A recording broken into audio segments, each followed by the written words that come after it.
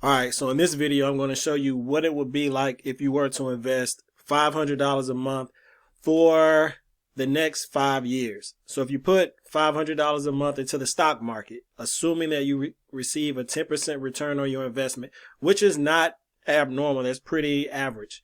At the end of 5 years, you would have put in $30,000 of your own money, and you would have an end balance of around close to $39,000. So you have $8,500 in interest alone. So let's see if you jump this up to 10 years, still investing $500 a month into the stock market with an expected return of 10%. You've now invested $60,000 of your own money, but now you have an end balance of $100,000, which is $40,000, almost $41,000 simply in interest. So let's go to 15 years. 15 years, you've invested $90,000, and now you have a balance of over $200,000. So that's more than double your money in just 15 years. And that's just putting it in the stock market every month, $500. So let's see, 20 years, still $500. You put in $120,000 of your own money, but now you have $361,000. Let's see what we look like at 25 years.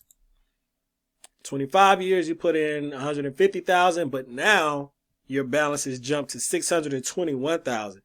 This is where it starts getting good. The longer you stay in the market, the better your return. So let's see what we look like at 30 years. So let's assume you're 35 and you want to retire at 65. You start putting in $500 a month. At the end of 30 years, you would have invested only $180,000, yet you have over $1 million in the bank. Ladies and gentlemen, this is how you utilize the benefit and the power of compound interest. Simply start investing consistently over time, and you see how your money grows. So at the end of 30 years, if you only put in $500 a month, you've only put in $180,000, and this is almost 10x your money. That's insane.